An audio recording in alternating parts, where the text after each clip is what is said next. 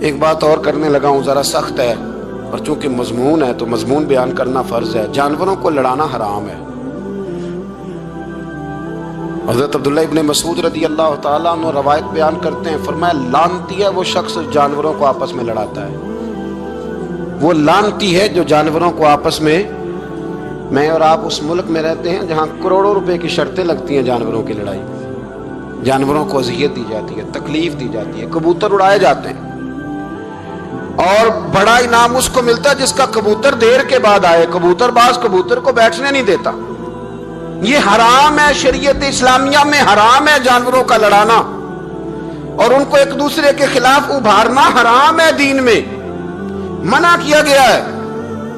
آپ جانور کو اگر پالیں گے بھی تو اس حد تک پالیں گے کہ جس حد تک اس کو کسی اذیت میں مبتلا نہ کیا جائے۔ کتوں کی لڑائی کرائی جاتی ہے، مرغوں کی لڑائی کرائی جاتی ہے، جانوروں کو اذیت پہنچتی ہے، بیلوں کی لڑائی ہوتی ہے، سینگ ٹوٹ جاتے ہیں، لہو اتنا بہتا ہے جانوروں کا کہ دیکھا نہیں جاتا، لیکن سامنے بیٹھنے والے تالیاں بجا رہے ہیں۔ یہ تو بڑے سخت دل لوگوں کے رویے کہ جانور کا خون بہ رہا ہے اور آپ تالیاں بجا رہے ہیں۔ مرغے بیچارے کی چونچ لہو لہان ہو گئی ہے، سامنے والے نے اتنا مارا ہے اور یہاں تالیاں بج رہی ہیں کہ میرا جیت گیا ہے، بجائے اس کے کہ اس کو پٹی کی جاتی، اس کو دیکھا جاتا۔ یہ تو سنگ دل لوگوں کا کام ہے۔ ہم تو رحمت للعالمین نبی کے غلام ہیں صلی اللہ علیہ وسلم۔ ہمارے دین نے تو ہمیں یہ مزاج ہی نہیں دیا۔ ہم نے تو پیار کرنا ہے، ہم نے تو محبت بانٹنی ہے، ہم نے تو خلوص پیدا کرنا ہے، ہم نے تو شفقت کرنی۔ جانور پر رحم کھایا جائے گا، اس کا خیال رکھا جائے گا۔ پھر آگے چلیے، میرے نبی پاک علیہ الصلوۃ والسلام نے جانور سے اس کے بچوں کو جدا کرنے سے منع فرمایا۔ جب تک بچے کو ماں کی ضرورت ہے اسے جدا نہیں کیا جائے گا، جب تک وہ دودھ پیتا ہے اسے جدا نہیں کیا جائے گا، جب تک چڑیا کا بچہ بھی چھوٹا ہے اور اس کی ماں اس کے لیے دانہ لے کے آتی ہے تو اسے ماں سے جدا نہیں کیا جائے گا، اس کے جذبات کا، احساسات کا خیال رکھا جائے گا۔ یہاں تو میرے دیہاتوں کے جو بڑے سمجھدار قسم کے، سمجھدار چودھری قسم کے لوگ ہیں، ان کا بھی جب بہو سے اختلاف ہوتا ہے تو کہتے ہیں اس کے بچے رکھ لو، یہ جب خود روئے گی تو لوٹ کے آ جائے گی۔ جس محبوب نے جانور سے اس کے بچے جدا کرنے سے منع کیا، ماں سے بچے جدا کر رہے ہیں۔ اور سیانے لوگ اور کچھ میکے بھی ایسے ہیں، میکے بھی، وہ کہتے ہیں بیٹے تو آ جا اور بچے واپس کر دے، اس لیے کہ بھئی ہمارا نہیں ان سے نظام چلے گا، بچے ان کے ہیں تو ان کو دے۔ یا کتنا ظلم ہے۔ سیانا انسان ہو کے یہ بات کر رہا ہے، سمجھدار ہو کے، عقل مند ہو کے، ذی شعور ہو کے، دعویٰ ہے اس کی بزرگی کا۔ نبی رحمت علیہ السلام کی غلام حضرت ابو ہریرہ رضی اللہ تعالیٰ عنہ فرماتے ہیں، مشکات میں موجود ہے، فرمایا کہ چڑیا آئی اور آ کے میرے نبی کے کندھوں پہ بیٹھ گئی۔ جانے اس چڑیا نے کیا کہا کہ محبوب کی آنکھوں میں آنسو آ گئے، حضور روئے اور فٹافٹ حضور اٹھے، فرمایا کون اس کے بچے اٹھا کے لایا ہے؟ کس نے اس کے بچے اٹھائے؟ کون ہے؟ جلدی بتاؤ۔ حضرت ابو ہریرہ کہتے ہیں کہ صحابی ہے کہ یا رسول اللہ مجھے ذرا پسند آ گئے تھے تو میں اٹھا لایا ہوں۔ حضور نے فرمایا اسے واپس کر دے، ورنہ یہ میری بارگاہ میں شکایت کر رہی ہے تو قیامت میں بھی تیری شکایت کرے، اور جا وہیں رکھ کے آ جہاں سے تو اٹھا کر کے لایا تھا۔ میرے دوستو، دین اتنے اعلیٰ حقوق بیان کرے جانوروں کے اور انسان اس سے آگے بڑھ کے انسانوں کے ساتھ سلوک کرے۔ محمود غزنوی کا نام تو آپ حضرات نے سنا ہے۔ محمود غزنوی کے جو باپ تھے ان کا نام تھا سبکتگین۔ سبکتگین ایک آدمی کے غلام تھے، مزدوری کرتے تھے، کسی کے ہاں ملازم تھے، شکار کے بڑے شوقین تھے۔ فرماتے ہیں کہ میں تنخواہ تھوڑی کم لیتا تھا اپنے آقا سے اور اسے کہتا تھا کہ ہفتے میں ایک چھٹی مجھے ضرور دینی ہے، میں نے شکار کھیلنا۔ اور یہ بھی یاد رکھ لیں کہ شکار ضرورت کے لیے کھیلنا جائز ہے، شوق کے لیے کھیلنا جائز نہیں ہے۔ آپ شوق کے لیے جانور مار کے گھر آ گئے، شوق کے لیے جانور مارا اور گھر آ گئے۔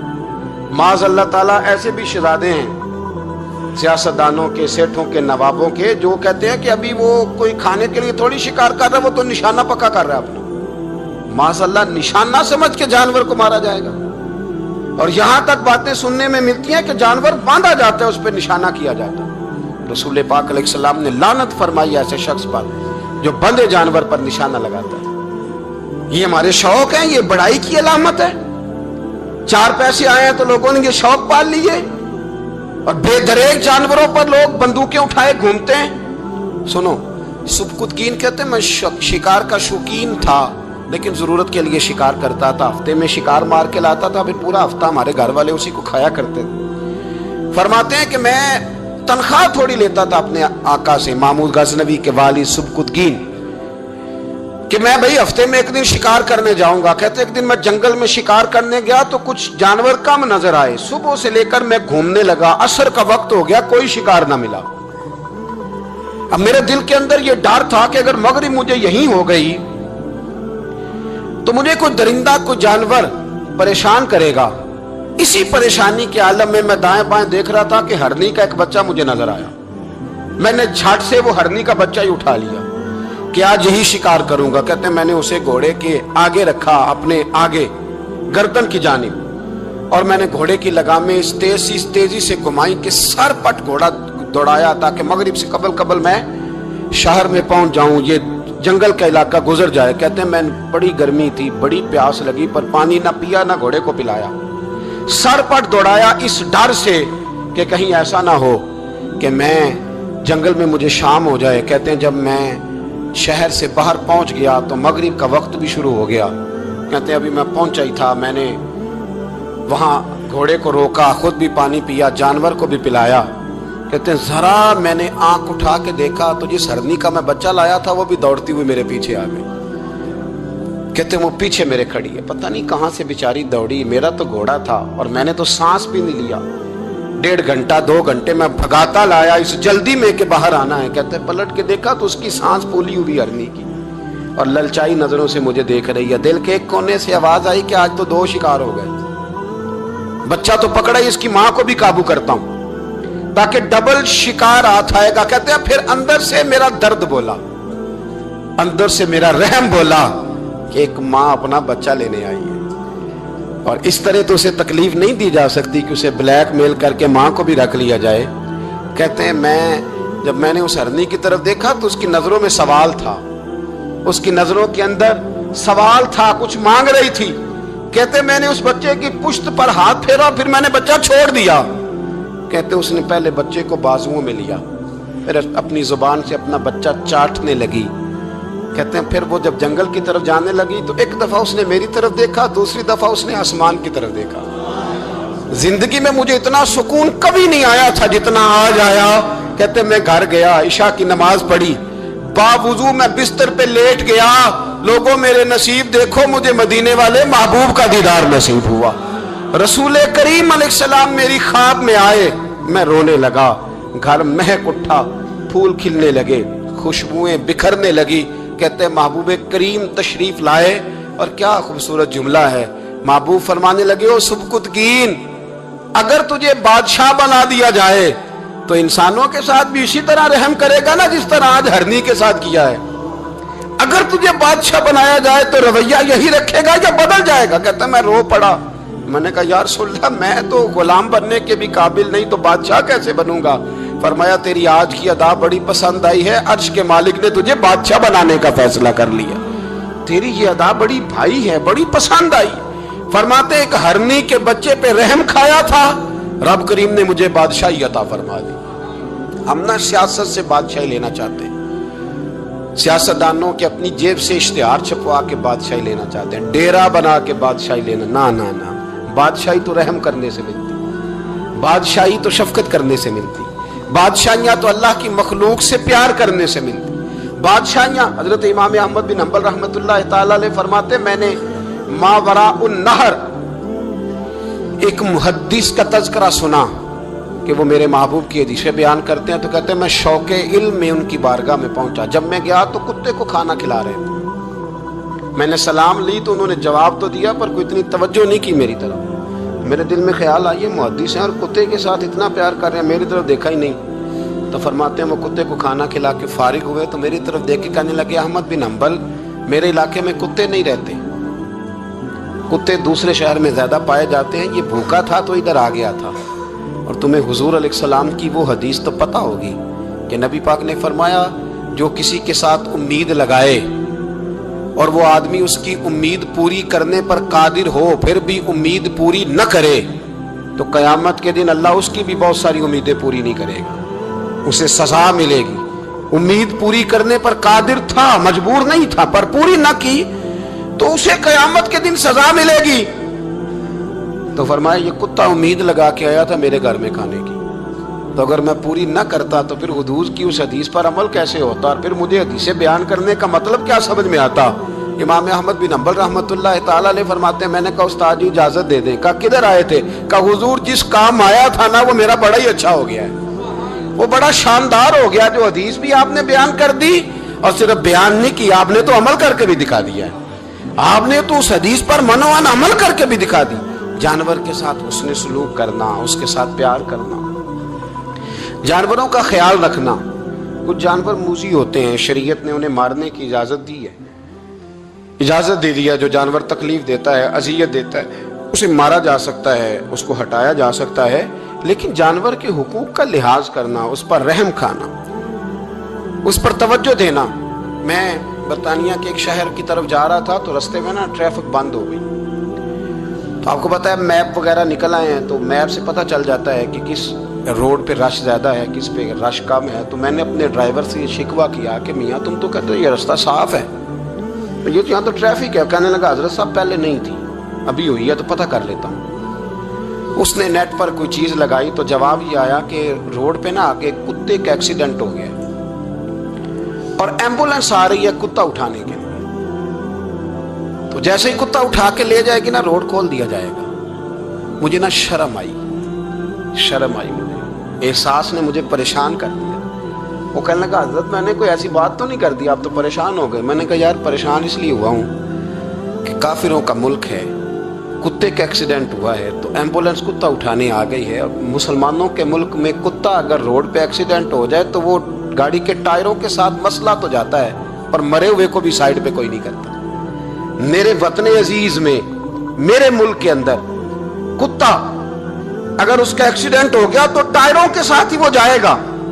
यानी दर्स देने वाला MA, BA, BBA, MSc, MPhil, PhD की डिग्री रखने वाला, अब मालदार गरीब लोग तो नहीं ना गाड़ियां ड्राइव कर रहे हो, मालदार पढ़े लिखे लोग, वो अपने टायरों के साथ उस कुत्ते के ऊपर से गुजरेंगे, लेकिन कुछ छड़ी लेके उसको साइड पे नहीं करेंगे। और हमारे कोई फलसफे सुने तो हमसे ज्यादा अच्छा बयान ही कोई नहीं कर सकता। हमारी को लबो लहजा देखे तो हमसे ज्यादा अच्छी नसीहत करेगा कोई नहीं। लेकिन उसको एक जगह पे मैंने कहा एक संगी से कि यार जरा थोड़ा रुको, इसको साइड पे कर दो। तो कहने लगे मेन रोड पे कैसे रुकें? तो मैंने कहा हेलमेट गिर जाए तो फटाफट रुक जाते हो, थैला गिर जाए ना कभी सामान वाला तो यूं करके गाड़ियां ब्लॉक कर देते हो, अगरचे वो 150 रुपए का ही माल क्यों ना हो, और कुत्ते की खातर नहीं नीचे उतर सकते। इसको थोड़ा सा हटाया नहीं जा सकता। लेकिन हमारे रवैये हैं, हमारा मिजाज है, हम इन चीजों को समझते नहीं। अमीर मिल्लत, और अगर मैं कहूं बानिए पाकिस्तान तो मैं ठीक कहूंगा।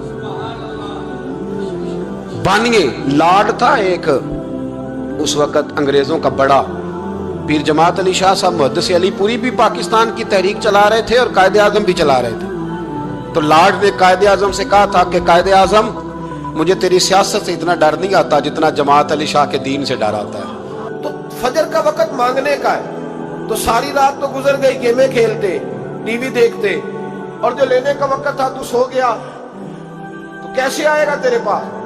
तो उठे सवेरे, बंदों से मांग के देख लिया, बड़ी इज्जतें खराब हुई। फजर का वक्त उठ के झोली फैलाए। मेरे रसूल पाक अलैहिस्सलाम फरमाते, रब फरमाते जब बंदे मेरे आगे झोली फैलाते मुझे शर्म आती है, कैसे खाली वापस कर दे। तो उसके सामने झोली फैलाए सवेरे उठ के, रिस्क में बरकत हो।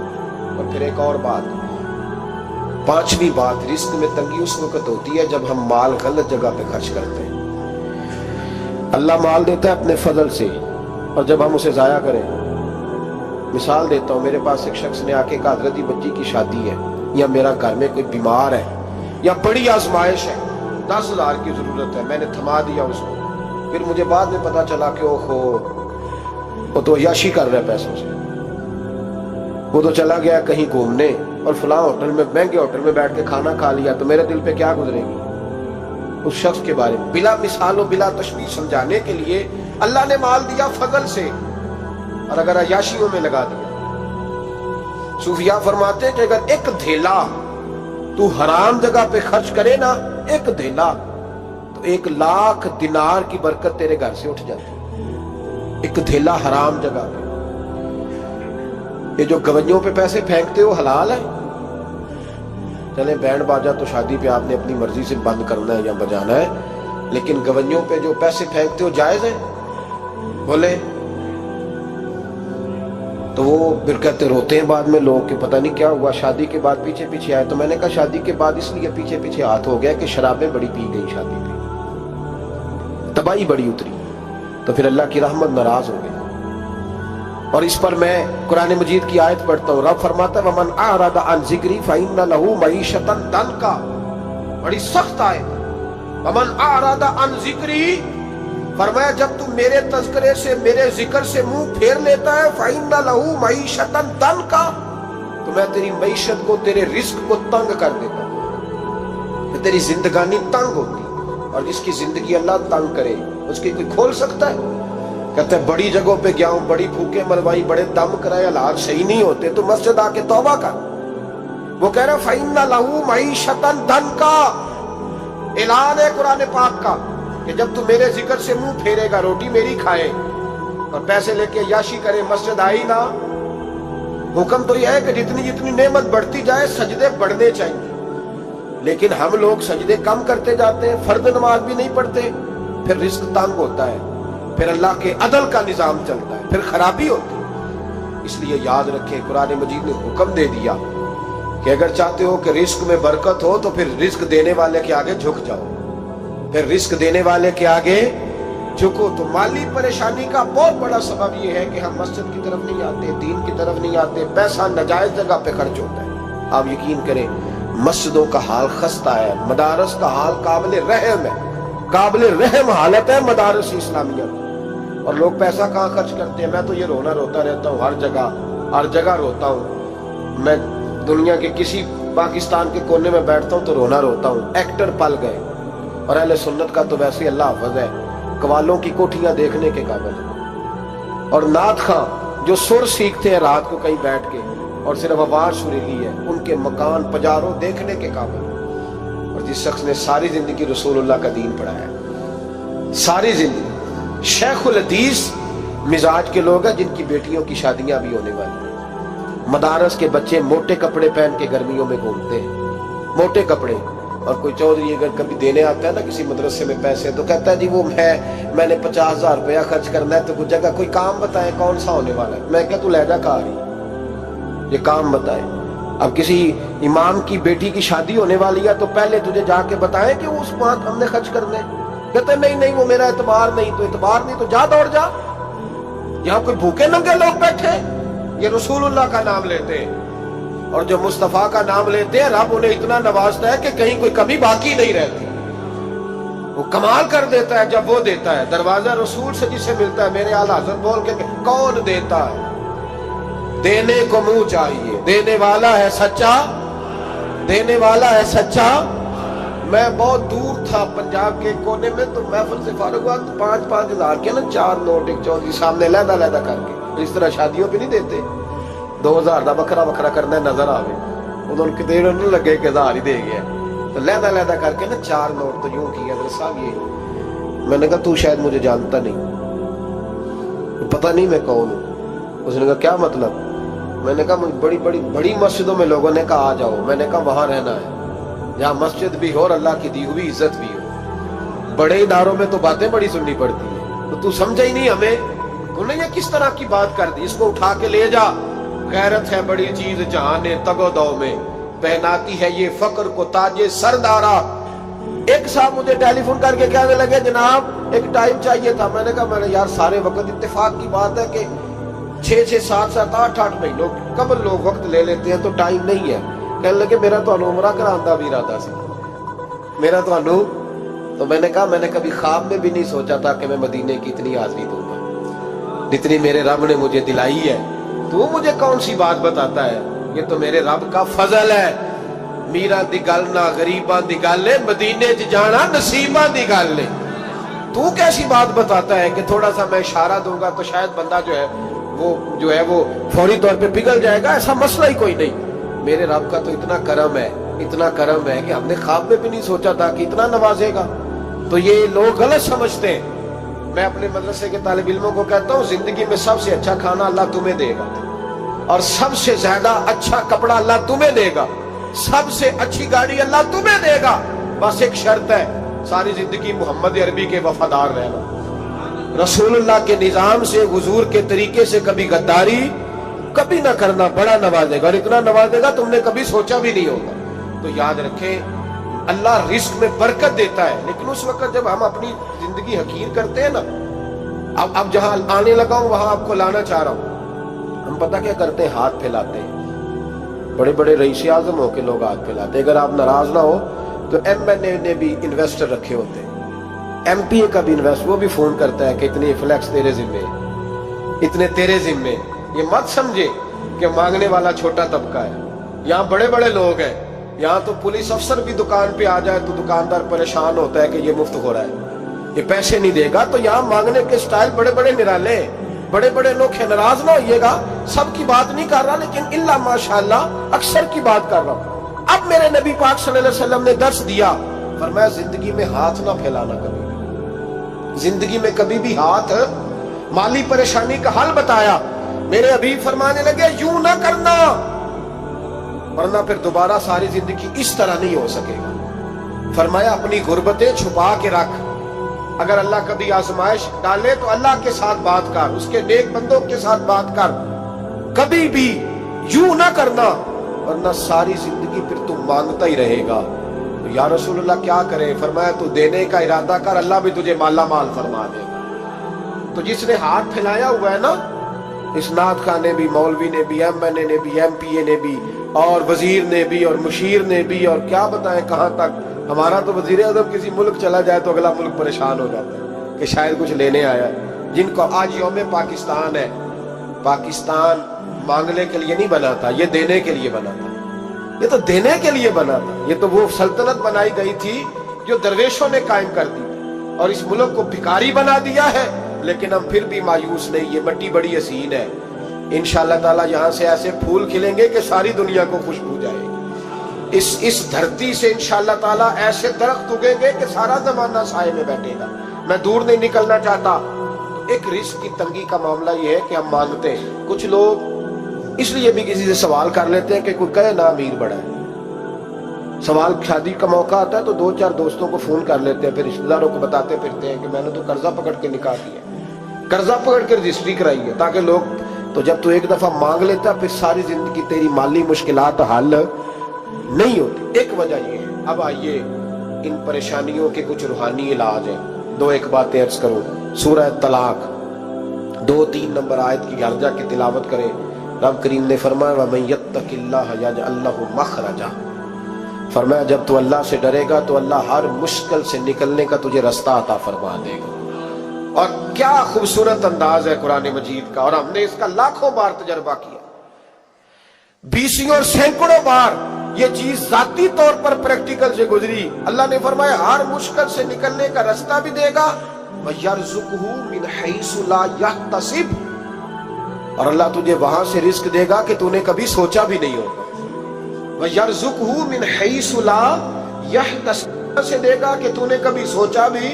ایک صحابی تھے حضرت عوف بن مالک رضی اللہ تعالیٰ, کہتے میرا بچہ کافروں نے قید کر لیا, گھر میں غربت پہلے بڑی زیادہ تھی, میں دروازہ رسول پہ آیا, حضور اب کیا کروں؟ تو کہتے ہیں نبی پاک نے فرمایا بھروسہ اللہ کی ذات پہ کر, توکل اللہ کی ذات پہ کر, اور گھر جا کے تسبیح لے کے میاں بیوی بیٹھ جاؤ اور پڑھو لا حول ولا قوت الا باللہ العلی العظیم, جاؤ پڑھو جا کے. کہتے میں گھر بیٹھا ابھی چند تسبیحاں پڑھی تھی کہ دروازے پہ دستک ہوئی. دروازہ کھولا تو میرا بیٹا دروازے پہ کھڑا تھا. پلٹ کے دیکھا تو 400 بکریاں بھی لایا تھا. اور میں نے کہا بیٹا یہ کیسے آ گئی؟ کہنے لگے ابا جی مجھے ایک حویلی میں کافروں نے قید کیا ہوا تھا, میں بڑا پریشان تھا, لیکن ابھی تھوڑا دیر پہلے پتہ نہیں کیا ہوا, میں نے یوں ہاتھ لایا تو رسیاں کھل گئی. باہر نکلا ہوں تو 2-3 بندوں پہ نیند کا ایسا غلبہ تھا کہ بے ہوش ہو کے گرے ہوئے تھے. 400 بکریاں بھی تھی, میں نے دروازہ کھولا, بکریاں میرے ساتھ دوڑنے لگ گئی ہیں. تو میں 400 بکری بھی لے آیا ہوں, پلٹ کے دیکھتا رہا ہوں, پر میلوں کا سفر ہوا وہ آئے ہی نہیں. تو والد کہنے لگے بیٹا چلو پہلے مصطفیٰ کریم سے جا کے پوچھ لیں, دیکھیں کیسے مالی مسئلے حل ہوتے ہیں. حضور سے جا کے پوچھیں کہ ہمارے لیے جائز بھی ہے کہ نہیں. کہتے ہیں دروازے رسول پہ جا کے ہم کھڑے ہی ہوئے تھے کہ نبی پاک نے فرمایا دیکھا رب کریم کا فضل، دیکھا، فرمایا تیرا بیٹا بھی آ گیا، تیری غربت کا بھی حل ہو گیا ہے، یہ کافر کا مال ہے، اسے مال غنیمت سمجھ کے استعمال کر، تیرا ہی ہے۔ لا حول ولا قوت الا باللہ العلی العظیم پڑھیں تو رزق میں پڑھیں گے انشاءاللہ، بول کے بتائیے پڑھیں گے انشاءاللہ تعالی۔ لیکن سنی قوم تویز پہ لگ گئی ہے، کہتے ہیں وظیفہ پڑھنا پڑتا ہے، آپ لکھ کے دیں گلے میں ڈال لیں گے تاکہ وہ ڈالتا جاؤں اور میرے اوپر پیسوں کی بارش ہوتی جائے۔ وظیفہ پڑھیں، وظیفہ پڑھیں۔ سنیں ایک اور وظیفہ سنیں، امام قرطبی نے تفسیر قرطبی میں لکھا رزق کی برکت کا وظیفہ۔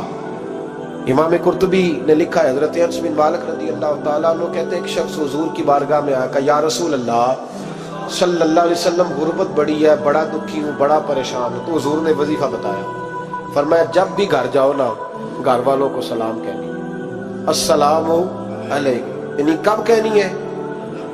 جب بھی جاؤ۔ کب کہنی ہے؟ یعنی گھر سے نکلے ماچس لینے کے لیے، واپس آ کے کہنا السلام علیکم۔ پھر گھر والوں نے کہا ہو یاد ہی نہیں رہا تھا، وہ تو چینی بھی ختم ہو گئی ہے، پھر گئے چینی لینے تو واپس آ کے پھر السلام علیکم۔ انہوں نے کہا ہو ناراض نہ ہوئیے گا، پتی بھی نہیں چاہے گی۔ اب واپس گئے تو پھر واپس آ کے کیا کہنا ہے؟ تو نبی پاک صلی اللہ علیہ وسلم نے فرمایا جب بھی گھر جا السلام علیکم کہہ اور 3 دفعہ سورۃ اخلاص پڑھ دی، اور سورت بھی وہ بتائی جو سب کو آتی ہے، قل هو اللہ احد اللہ الصمد لم یلد ولم یولد ولم یکن لہ کفوا احد۔ 3 دفعہ یہ پڑھ دے۔ صحابی بڑے سیانے تھے، بڑے مسئلے حل کرتے تھے ہمارے، فٹافٹ بول پڑے وہ صحابی، کہنے لگے حضور میری تو چھوٹی سی فیملی ہے، کئی دفعہ بچے گھر نہیں ہوتے، ننھیال گئے ہوتے ہیں، تو پھر کیا کروں؟ حضور نے فرمایا جب گھر میں کوئی نہ ہو تو اپنے نبی پہ درود و سلام پڑھ دے، تیرے نبی کا کرم تو تیرے گھر میں ہوگا نا۔ حضرت انس بن مالک رضی اللہ تعالیٰ عنہ فرماتے ہیں کہ ہم انتظار میں تھے کہ بندہ واپس آئے اور رزلٹ بتائے۔ کہتے ہیں وہ کچھ دنوں کے بعد واپس آئے تو عجیب بات کی انہوں نے، ہمسایوں سے کئی دفعہ بندے کی نہیں نا اتنی بنتی، اور کئی دفعہ لگتا ہے کہ میرا ہاتھ اوپر ہی رہے، یہ کہیں مجھ سے تگڑے نہ ہو جائے۔ کہتے ہیں وہ آئے، نبی پاک صلی اللہ علیہ وسلم نے کہا کیا حال ہے تیرا؟ تو عرض کرنے لگے یا رسول اللہ صلی اللہ علیہ وسلم وظیفہ تو میں نے اپنے لیے پوچھا تھا اور میرے تو ہمسائے بھی امیر ہو گئے، حضور وہ تو میں نے اپنے لیے پوچھا تھا اور میرے دائیں بائیں والے لوگوں کو بڑی برکت ہوئی ہے۔ تو میرے محبوب مسکرانے لگے، حضور فرمانے لگے گویا برکتیں تیرے گھر میں جب برسی ہیں تو چھن چھن کے ان کا فیض اللہ نے تیرے ہمسایوں کو بھی عطا فرمایا۔ مشکل تو نہیں وظیفہ، کیا کرنا ہے؟ یہ تو سا نہیں آکھنا مشکل لگتا ہے میرے، تسی کر دینا سلام لو، تسی کہنا بندے اسی کرتے سلام اسی لویے، تسی لو جاؤ کے دوبارہ گھر جا کے کیا کرنا ہے؟ چلے کچھ نہ کچھ 55% بولے ہی ہے ماشاءاللہ، کتنے کیا کریں گے؟ السلام، اور پھر کیا پڑھنا ہے؟ سبحان اللہ۔ 3 دفعہ سورۃ اخلاص پڑھ دیں، فرمایا اللہ برکت پیدا کر دے گا۔ اب سنیں، ایک دوست آئے، کہنے لگے حضرت جی بڑے پیروں کے پاس گیا ہوں، مالی مسئلہ حل نہیں ہوتا، تو میں نے کہا میں تجھے نبی پاک کی بارگاہ میں نہ لے جاؤں، پیروں کے پیر کے پاس نہ چلے جائیں۔ میں نے کہا سن تیرا مالی مسئلہ حضور حل کر دیں گے۔ مشکات میں حدیث ہے، ایک صحابی نے کہا حضور غربت ہے، فرمایا روز رات کو سورۃ واقعہ پڑھ، تیرے گھر میں فاقہ نہیں آئے گا۔ اور یار بتاؤ جب نبی پاک نے کہہ دیا نہیں آئے گا تو آئے گا، حضور نے کہہ دیا نہیں آئے گا تو آئے گا، اللہ اکبر، آ ہی نہیں سکتا تو وہ والا وظیفہ پڑھ جو مصطفیٰ کریم نے بتایا ہے، اور رب کریم کی بارگاہ میں گویا نیت ہو کہ یا اللہ میں کوئی خود تو نہیں نہ پڑھ رہا، تیرے نبی نے بتایا ہے، سورۃ واقعہ پڑھ، تیرے گھر میں فاقہ۔ حضرت عبداللہ ابن مسعود رضی اللہ تعالیٰ عنہ بیمار ہو گئے، شدید بیمار، اور بیٹیوں کے باپ تھے، بیٹیاں زیادہ تھیں۔ حضرت عثمان غنی رضی اللہ تعالیٰ عنہ کا دور خلافت تھا، جناب عثمان غنی تیمارداری کرنے آئے اور کہنے لگے عبداللہ آپ بڑے بیمار ہیں، ابن مسعود آپ بڑے علیل ہیں، کچھ پیسے نہ بھیج دوں خزانے سے؟ تو حضرت ابن مسعود کہنے لگے ضرورت نہیں، کہا آپ کی بیٹیاں ہیں کام آئیں گے، تو آپ فرمانے لگے میں نے بیٹیوں کو خزانہ دے دیا ہے۔ کہا کیا خزانہ دیا ہے؟ کہنے لگے میں نے اپنی بیٹیوں کو پابند کر لیا ہے، وہ رات کو روز سوتے وقت سورۃ واقعہ پڑھ کے سوتی ہے۔ تو نبی پاک نے کہا فاقہ نہیں آ سکتا تو لہذا میری بیٹیوں پہ کبھی فاقہ نہیں آ سکتا، تو روز یہ تو کہتے ہو داماد جی سے کہ بھئی آپ مہربانی کرو وہ خرچہ بڑھاؤ، بچی بڑی پریشان ہے، تو بچی کو بھی ایک خزانہ دے دو, اس کو کہو بیٹے روز رات کو سورت واقعہ پڑھا کر, رات سورت واقعہ پڑھے, صبح سورہ ملک پڑھے, دن کے وقت سورت بقرہ پڑھے. میرے نبی پاک صلی اللہ علیہ وسلم نے فرمایا جس گھر میں سورت بقرہ پڑھی جائے جن تو کیا شیطان بھی دوڑ جاتا ہے. تو کوئی جادو اثر کر سکتا ہے؟ تو ان وظیفوں پہ عمل کریں جو نبی پاک صلی اللہ علیہ وسلم نے ہمیں عطا کیے ہیں. حضور غوث پاک نے بھی ایک وظیفہ بتایا ہے, وہ بھی بتا دوں آپ کو. غوث اعظم رضی اللہ تعالیٰ عنہ کی خدمت میں ایک شخص آیا, اس نے کہا حضور بڑی تجارت کرتا ہوں, کام نہیں چلتا. فرمانے لگے اب تو اللہ سے تجارت شروع کر دے. کیا مطلب؟ فرمانے لگے 10 کمائے تو ایک اللہ کے راستے میں دے, رب کریم اس کے بدلے میں تجھے 70 عطا فرمائے گا. اس نے کہا حضور اس طرح کروں؟ فرمایا تو یہ کر کے دیکھ, عبد القادر جیلانی وعدہ کرتا ہے اللہ تیری مدد کرے گا. غلام کہتے ہیں وہ 6 مہینے کے بعد آیا. پہلے جب آیا تھا تو پیدل آیا, 6 ماہ کے بعد آیا تو 6 اونٹ تھے اس کے پاس, اور آ کے حاضر ہوا تو کہنے لگا حضور زندگی پتہ نہیں کہاں گزار دی, کاروبار کا تو مزہ ہی اب آیا ہے, اب مزہ آیا ہے کاروبار کرنے کا, اب مزہ آیا. کہا 10 میں سے 1 دیتا ہوں, پتہ نہیں کتنا مہربان ہے. اور یہ آیت ہے وَيَرْزُقْهُ مِنْ حَيْثُ لَا يَحْتَسِبُ, تجھے وہاں سے دے گا کہ تیرا کبھی گمان بھی نہیں گیا ہوگا. روحانی معاملات کو بھی ضرور شامل حال رکھیں, اور مال مانگے اس سے جو بے حساب دیتا ہے. فرمایا سویرے پرندے بھی نکل جاتے ہیں اور شام کو جب لوٹتے ہیں تو اللہ انہیں پیٹ بھر کے روزی عطا فرماتا ہے. حالانکہ ان کو نہیں پتا ہوتا ہمارا کارخانہ کہاں ہے, ہم نے کہاں جا کے مزدوری کرنی ہے. ان کو نہیں پتا ہوتا کہ ہمارا دفتر کہاں ہے, ہم نے کس آفس میں بیٹھنا ہے. ان کو نہیں پتا ہوتا کہ ہم نے کہاں جا کے مال خریدنا ہے اور کہاں سے ہم نے پھر اس کو دوبارہ بیچنا ہے. انہیں خبر نہیں ہوتی, اللہ پہ بھروسہ کر کے نکل جاتے ہیں. نکلنا تو تیرے ذمہ ہے کہ نہیں. فرمایا وہ تو ڈیوٹی کر, شام کو اللہ جو رب پرندوں کو روزی دیتا ہے وہ تجھے بھی عطا فرمائے. میں کہتا ہوں سوچ کتنی کمزور ہے اس آدمی کی جو کہتا ہے کیسے ملے گا. کتنی کمزور سوچ ہے. جو رب بیل کو روزی دیتا ہے, بکری کو روزی دیتا ہے, اس زمین اس دھرتی پہ اگر بسنے والا اونٹ بھوکا نہیں سوتا, چلے یہ تو پالتو جانور ہوتے ہیں, اس دھرتی پر بسنے والی اگر بلی اور کتا روٹی کھا کے سوتے ہیں تو اشرف المخلوقات ہے. تو نے اپنے ذہن میں کیا ٹینشن پال لیا کہ نہیں آئے گا تو مر جاؤں گا, کیا بنے گا, کس طرح ہوگا, تو کیوں اتنا پریشان ہو گیا؟ بھائی مالی پریشانی سب سے زیادہ اس بندے نے اوڑھ لی ہے جس کی توکل کی بات کمزور ہو گئی ہے. تو سیدھی توجہ اپنے رب کریم کی جانب رکھ, سیدھی توجہ اللہ کی جانب کر. رب فرماتا ہے ذمہ تیرا نہیں, ذمہ میرا. لیکن تنخواہ ایک آتی ہے گھر میں, جب ایک بچہ ہوتا ہے تو تب بھی کام چلتا ہے, جب اللہ 2 بچے دے دے پھر بھی اس تنخواہ سے کام چلتا ہے, جب 3 ہو جائیں پھر بھی چلتا ہے, جب 4 ہو جائیں. نہیں آپ نہ بھی بولے تو بات تو صحیح ہے, بہرحال کام پھر بھی چلے. اسی تنخواہ میں سے جب بندہ بڑے بیٹے کی شادی کر کے بہو بیاہ کے لے آئے تو پھر بھی کام چلتا ہے. اور جب اس بیٹے کو اللہ بچے عطا کر دے تو اسی گھر میں, اسی آنگن میں, اسی چھت کے نیچے کام چلتا ہے. تو پھر تو مان جانا کہ چلانے والا تو نہیں, چلانے والا کوئی اور ہے. پھر تو مان جا کے چلانے والا کوئی تو اس وقت جب تنخواہ تیری لگی تھی تو کہتا تھا ابا ابھی میری شادی نہ کر, میں بیوی کو کیسے کھلاؤں گا.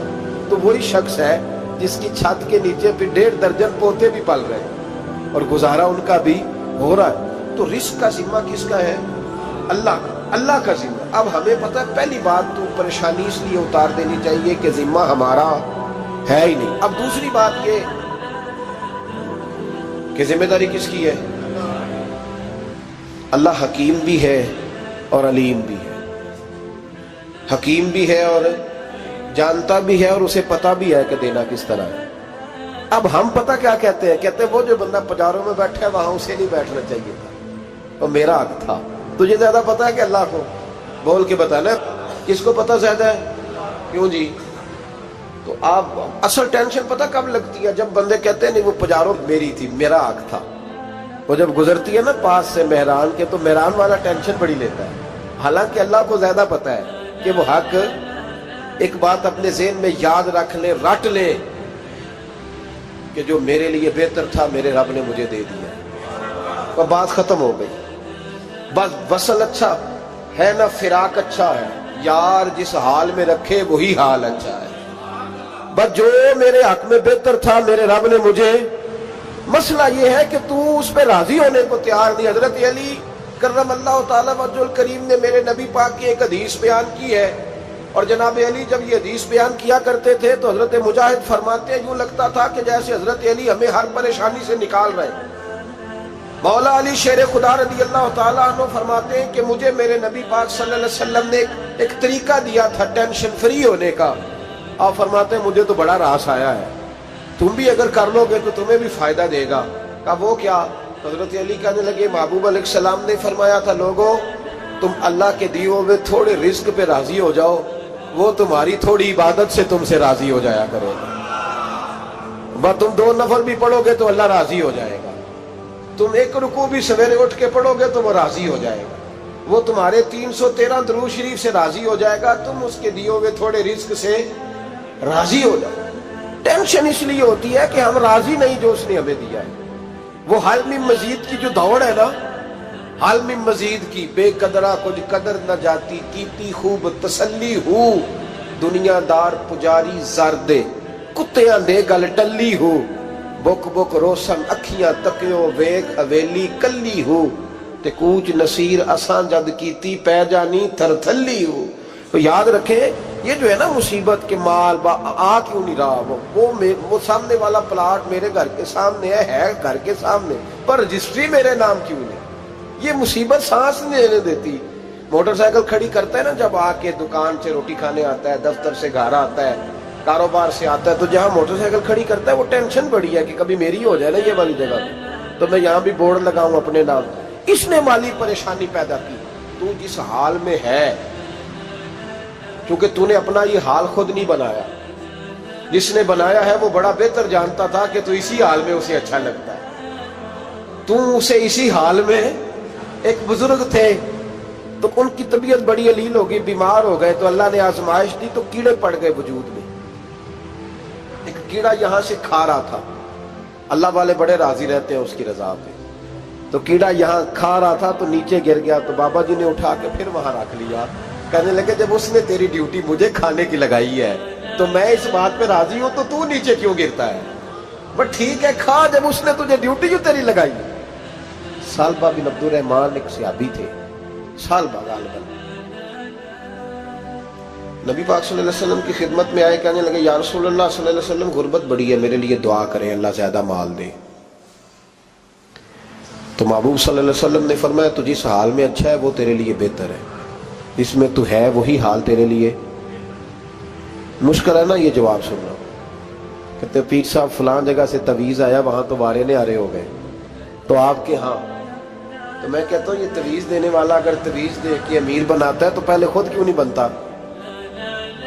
یہ خود تو 150 کا تویز بیچ رہا ہے، اپنی بیچارے کی حالت یہ ہے، اگر اتنا ہی تویز اس کا چلتا ہوتا تو پہلے 5 جو پجارو اس کے دروازے پہ کھڑی ہوتی۔ عجیب چکر ہے اور عجیب جگہ لوگ الجھ گئے، سمجھتے ہی نہیں بات کو۔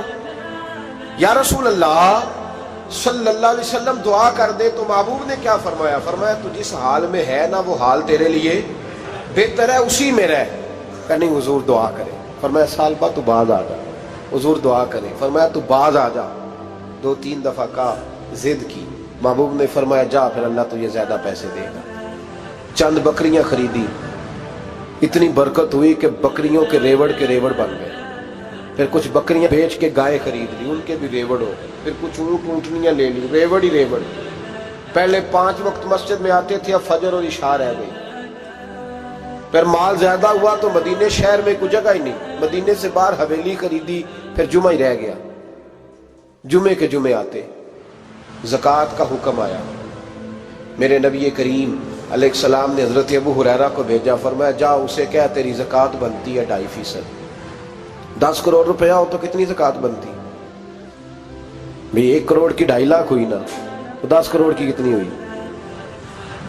تو بڑی مصیبت ہے جب بینک سے میسج آتا ہے نا کہ 25 لاکھ نکل گیا تیرے اکاؤنٹ سے، بہت بڑی مصیبت، بڑی ٹینشن ہوتی ہے۔ ایک صاحب میرے پاس آئے، ان کی زمین اچانک مہنگی ہو گئی، اچانک پہلے کچھ 15-16 لاکھ کی ایکڑ زمین تھی، پھر وہ کروڑ کی ہو گئی، تو میرے پاس آئے، کہنے لگے وہ 10 کروڑ روپے بنتے ہیں تو زکوٰۃ تو میں نے کہا آپ نے کیا کیا؟ زری زمین پہ عشر آتا ہے، اس پہ زکوٰۃ نہیں آتی، تو آپ نے کیا کیا؟ کہنے لگے وہ کچھ سوسائٹی کے رول کے مطابق میں نے فائلیں وغیرہ لے لی ہیں، اب میں نا کبھی موقع آئے گا تو ان کو بیچوں گا۔ تو میں نے کہا اب تو آپ کا یہ مال ہو گیا بزنس کا، تو اب تو اس پہ زکوٰۃ آئے گی۔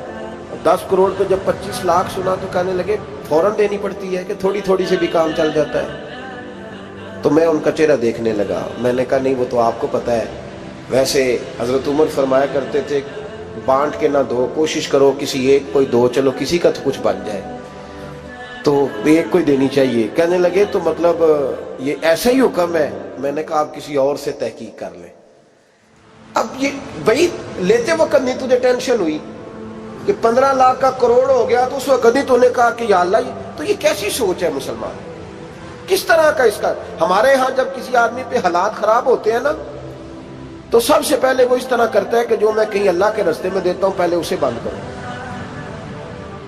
جس رستے تجھے آ رہا تھا پہلے تو نے وہ رستہ بلاک کیا۔ حضرت اسماء بنت ابی بکر صدیق کہتی ہیں میں حضور کو مسجد کے لیے، ادارے کے لیے، صحابہ صفا کے لیے کچھ دے رہی تھی، تو میں نے گننا شروع کیا تو حضور مسکرانے لگے۔ حضور مسکراتے کیوں ہیں؟ تو فرمانے لگی، محبوب فرمانے لگے اسماء اللہ کے رستے میں گن گن کے نہ دیا کر، ورنہ وہ بھی تجھے گن گن کے دے گا، تو اس کے رستے میں بے حساب دے وہ بھی تجھے بے حساب ہی عطا فرمائے۔ لیکن پہلے یہ والا پہلے دروازہ بند کرو، یہاں سے پیسے ختم ہو رہے ہیں، تو اس طرح کرنا بھائی۔ اس دفعہ سوٹ ذرا گرمیوں والے نہ خرید، لیکن جو تو اللہ کے رستے میں دے رہا ہے اسے دیتا رہے۔ لیکن ہم اپنا نقصان کرتے ہیں، زیادتی کرتے ہیں اپنے ساتھ۔ میں نے آپ کو پہلے بھی بتایا تھا پیار کی بولی ہے، پھر بولتا ہوں۔ ایک بڑے بڑے پیار والے دوست ہیں، ایک دفعہ مجھے کہنے لگے کہ آپ کئی دفعہ اعلان کرتے ہیں تو مجھے اچھا نہیں لگتا، اور آپ ادارہ بھی بہت زیادہ بننے والا ہے، بڑی چیزیں میں دیکھتا ہوں جو ہوں تو بڑا نظام اچھا ہو جائے، آپ دعا کریں اللہ مجھے پیسے دے تو میں بڑے سارے خرچ کروں گا اس کے رستے میں۔ تو میں نے کہا یا اللہ اسے 10 کروڑ دے، یہ 9.5 کروڑ تیرے رستے میں دے دے گا۔ تو وہ چپ کر گیا، جس طرح آپ نہیں کر گئے سارے، چپ کر گیا وہ بھی۔ اس نے کہا جی نہیں جی انشاءاللہ کریں گے۔ تو میں کیا پلیا جی تے دعا پہ ہوں دیا، ابھی تو وہ آئیں گے تو تب دیکھی جائے گی، تو یہیں اڑ گیا ہے۔ یعنی 9.5 کروڑ اللہ کے رستے میں خرچ کرنے کی دعا پہ بھی آمین کوئی نہیں کہتا کہ چلو آمین ہی کہہ دیں۔ تو میں کہا تینوں تے 50 لاکھ بچتا سی پیا، لیکن تو اس سودے پہ تیار ہے۔ جب یہ سوچ ہوتی ہے، یہ غلط سوچ ہے، یہ بات تو اگر تے مسکرانے والی، لیکن یہ سوچ صحیح نہیں۔ حضرت عثمان غنی رضی اللہ تعالیٰ عنہ کہتے ہیں جس وقت نبی پاک صلی اللہ علیہ وسلم نے اعلان کیا نا جنگ کے موقع پر کہ 800 سپاہیوں کا خرچہ چاہیے، کہتے ہیں میرے پاس 600 کا تھا۔ یہاں ایک روایت میں حضور نے 1000 کا اعلان کیا تو میرے پاس 800 کا تھا۔ جب 2-3 دفعہ نبی پاک نے اعلان کیا تو کہتے ہیں میں نے کھڑے ہو کے کہا یا رسول اللہ پورا 800 میری طرف سے۔ کہتے ہیں میں نے 200 سپاہی کا خرچہ ادھار اٹھایا، لیکن پورے 2 مہینے نہیں گزرے تھے، رب کریم نے مجھے کئی گنا کر کے پیسے واپس عطا فرما دیے۔ اور بات تو یہ ہے کہ تیری وہاں لو لگی ہو، تو تجارت کرتا ہے ان لوگوں کے ساتھ جو کیا دے سکتے۔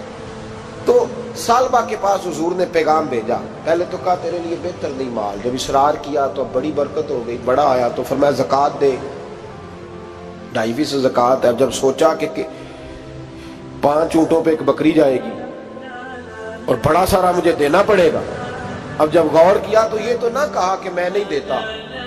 حضرت ابو ہریرہ سے کہنے لگے نبی کریم علیہ السلام کی خدمت میں عرض کرنا کہ میں خود آؤں گا۔ حضرت ابو ہریرہ نے آ کے عرض کی یا رسول اللہ صلی اللہ تعالی علیہ وسلم، حضور وہ کہتے تھے میں خود آؤں گا۔ تو کہتے ہیں محبوب نے ٹھنڈی سانس لی، فرمایا اسے کہا تھا کہ تیرے لیے مال بہتر نہیں، اب ہلاک ہو گیا ہے، ہائے افسوس ہلاک ہو گیا۔ ان کو بھی تھوڑی دیر کے بعد احساس ہوا کہ یہ میں نے کیا کیا، نبی پاک کو ہی کہہ دیا نہیں ہے، حضور کو کہہ دیا بعد میں آؤں گا۔ اب دوڑے آئے، عرض کی حضور میں سارا کچھ لے کے آیا ہوں، قبول کر لیں۔ محبوب نے فرمایا گویا بلال حبشی کی خشک کھجور بھی قبول ہے، اور صہیب رومی ایک اٹی بان کی لائے تو وہ بھی قبول ہے، اور عمار بن یاسر اور مصعب بن عمیر اگر 2 دینار دے جائیں اور کوئی پرانا جوڑا کسی سپاہی کے لیے چھوڑ جائے تو وہ بھی قبول ہے، لیکن تو اپنا لاکھوں لے کے چلا جا، تیرا کوئی نہیں قبول، معاف کر دیں۔ فرمایا جا معاف کیا پر پیسے لے کے نہ آنا. اگلے سال پھر آئے, بندے ہوئے ہاتھ ہیں. محبوبہ میں دولت کا کیا کروں, آگ لگانی ہے, قبول کر لے. فرمایا تو لے جا, تیرا نہیں قبول, گرا جو ان کی نگاہ سے وہ سنبھل نہیں سکتا. حضور نے وصال ظاہری کیا تو جناب صدیق اکبر کے پاس آئے, لاکھوں کا مال, ابو بکر قبول کر لو. تو جناب صدیق اکبر کہنے لگے اس کا کر لوں جس کا نبی نے نہیں کیا, چل جا, کوئی نہیں چاہیے. حضرت عمر کے زمانے میں قحط پڑ گیا, بارشیں نہیں ہوتی, غلہ نہیں ملتا, حالات خراب ہے, مالی طور پہ بحران آ گیا, غربتیں, مجبوریاں, تکلیفیں. آ کے روئے, عمر میرا قبول کر لو, مجھے معافی تو مل گئی تھی نا. فرمایا معافی اپنی جگہ پہ, پر جس کا مصطفیٰ نے قبول نہیں کیا. بہت سارے لوگوں کو پتہ ہی نہیں کہ ان کا قبول ہی نہیں ہوا, اور وہ الجھے ہوئے, انہیں خبر ہی نہیں کہ اصل بات کیا ہے. فرمایا جس کا مصطفیٰ کریم نے قبول نہیں کیا, اب ہیرے اور جواہرات بھی لے کے آئے تو بھوکے مریں گے, پر اس کا قبول, اس بات پہ راضی رہو. اس حال میں اللہ نے رکھا ہوا, اس حال میں راضی رہو. جو مصیبت ہے نا دیکھنی کہ وہ بھی میرے پاس, تمہیں کیا پتا, کبھی پوچھ تو صحیح اس سے وہ کس مصیبت کا شکار ہے, جو مالی طور پہ بڑا امیر ہے. تو اس کی طرف دیکھ کے اپنا دل برا کرتا ہے. بس جس حال میں رب نے رکھا ہے اس حال میں رہ. حضرت عثمان غنی کے زمانے میں تو وہ وصال کر گئے, لیکن بھائی تو جس حال میں تیرا رب تجھے رکھتا ہے اس حال میں رہ, تیری مالی پریشانیاں ختم ہو جائیں. میں نے پہلے بھی شاید آپ کو ایک دفعہ کہا تھا, میں تعلیم سے فارغ ہوا تو میرے ایک استاد اور میرے کچھ دوست کہنے لگے افریقہ آ جائیں آپ, بھائی بہت بڑا ادارہ ہے, اس کو چلائیں, اس کو سنبھالیں. میری والدہ سے میں نے کہا, کچھ طبیعت ہوتی ہے نا انسان کی, میرا بھی دل لگ گیا. میری اماں پڑھی نہیں تھی لیکن اللہ نے دانائی بڑی عطا فرمائی تھی, حکمت بڑی تھی, سیانی بڑی تھی. تو میں نے کہا اماں جی وہ مجھے ساؤتھ افریقہ کی دعوت ہو رہی ہے تو آپ کیا کہتی ہیں. تو اٹھ کے میرے پاس آ گئی اور مجھے انہوں نے اپنے بازوؤں میں لے لیا, پھر میرا ماتھا چوما, کہنے لگی پتر میں تے وال بھی نہ پوٹ کے دیوا کسی, ہم نے دولت کا کیا کرنا, تو اللہ کا نام لے کے کہیں بیٹھ جا, رب کریم رون کے لگا دے گا, خیر ہو جائے. تو میرے بھائی یاد رکھیں ان چیزوں سے تھوڑا سا دیکھیں نا, قناعت کریں, جو اللہ نے دیا اس پہ راضی ہو جائیں. اللہ بڑا مہربان ہے, وہ آسانیاں کر دیا کرتا ہے. تو یاد رکھیں میرے رسول کریم علیہ السلام نے ایک تو ہمیں درس یہ دیا ہے کہ تو سمجھ جا, قرآن نے ہمیں بتایا ہے کہ روزی تیری ذمہ داری نہیں, روزی کس کی ذمہ داری ہے, اللہ کی. اور دوسری بات یہ کہ جو اللہ نے تمہیں دیا ہے اس پہ تو راضی ہو جا, تیری مالی پریشانیاں ختم ہو جائیں. اور پھر حضور صلی اللہ علیہ وسلم نے فرمایا مذہبی طور پر جب دیکھو تو آگے دیکھو, اور دنیاوی طور پر جب دیکھو تو پیچھے دیکھو, پریشانی ختم ہوگی. مذہبی طور پر جب دیکھو, جو 5 نمازیں پڑھتا ہے وہ تہجد پڑھنے والے کو دیکھے, اور جو تہجد پڑھتا ہے وہ اشراق چاشت پڑھنے والے کو دیکھے, اور جو بندہ اشراق اور چاشت پڑھتا ہے پھر اس کو دیکھے جو سارا دن مصطفیٰ پہ درود پڑھتا ہے. اوپر دیکھے کہ میں نے اور نیک ہونا ہے, اور نیک. اور جب مالی معاملہ ہے تو پھر نیچے دیکھ, اگر تو بیٹھا نا پجاروں پہ تو پھر ٹوڈی والے پہ نظر کر, اس کا کیا حال ہے. اور اگر تو وہاں بیٹھا ہے تو دیکھ مہران والا بھی تو گاڑی چلا ہی رہا ہے نا, اور اگر تو وہاں ہے تو موٹر سائیکل والا دیکھ, اور تو وہاں ہے تو پھر سائیکل والے پہ نظر, اور اگر تو سائیکل والا ہے تو پیدل والے کو دیکھ, اگر تو کرائے کے مکان میں رہتا تو پھر جھونپڑی والے کو دیکھ, اور اگر تو جھونپڑی میں رہتا ہے تو پھر بھی پریشان نہ ہونا. کچھ ایسے بھی ہیں جنہیں جھونپڑی بھی نصیب نہیں, جو سڑک پہ لیٹے ہوئے. اور اگر تو تندرست ہے نا تو کبھی جا کے ہسپتال میں دیکھ حال کیا ہے, لوگ کس حال میں ہیں. تو ہم شکر نہیں ادا کرتے, اس کا نقصان کیا ہوتا ہے, نعمتیں چلی جاتی ہیں. اللہ فرماتے ہیں لئن شکرتم لازیدنکم, تو شکر ادا کر میں نعمتوں میں اضافہ کر دوں. تو بھائی مالی پریشانی کا تیسرا سبب یہ ہے کہ ہم دیکھتے ہیں مالی طور پر اوپر, تو پھر ہمیں طبیعت بگڑتی ہے. اور پھر مالی پریشانیوں کے کچھ اور اسباب بھی ہیں. امام شافعی فرماتے ہیں جن گھروں میں لوگ فجر کی نماز کے وقت سوئے ہوتے ہیں ان گھروں میں رزق نہیں آتا. آپ فرماتے ہیں فجر کا وقت اللہ کے دینے کا وقت ہے, اس وقت اللہ بانٹتا ہے. حضور صلی اللہ علیہ وسلم کا فرمان ہے نا حدیث میں کہ تہجد کے وقت اللہ پہلے آسمان پہ نزول جلال فرماتا ہے جو اس کی شان کے لائق ہے تہجد کے وقت, اور وہ کہتا ہے مانگو میں تمہیں عطا کروں گا. لینے کی باری آئے تو بندہ سمیٹ سماٹ کے اندر گھس جائے. ہمارے ہاں یہ ہوتا ہے کہ عشاء کے بعد بچے بیٹھتے ہیں موبائل لے کے, तहज्जुद का वक्त आता है तो उनकी आंखें बंद होनी शुरू होती, तो लेने के वक्त तो तू सोया था, तेरा मसला कैसे हल होगा? भाई जब कोई आदमी खैरात बांट रहा हो तो जो प्याला पीछे कर ले उसे मिलेगा? कहते उस वक्त आना जब मैं बांट रहा था, अब तो किधर आ गया है? मिसाल दे रहा हूं। तो फजर का वक्त मांगने का है, तो सारी रात तो गुजर गई गेमें खेलते, टीवी देखते, और जो लेने का वक्त था तू सो गया, तो कैसे आएगा तेरे पास? तो उठे सवेरे, बंदों से मांग के देख लिया, बड़ी इज्जतें खराब हुई। फजर का वक्त उठ के झोली फैलाए। मेरे रसूल पाक अलैहिस्सलाम फरमाते हैं, रब फरमाते हैं जब बंदे मेरे आगे झोली फैलाते हैं मुझे शर्म आती है, कैसे खाली वापस कर दूं? तो उसके सामने झोली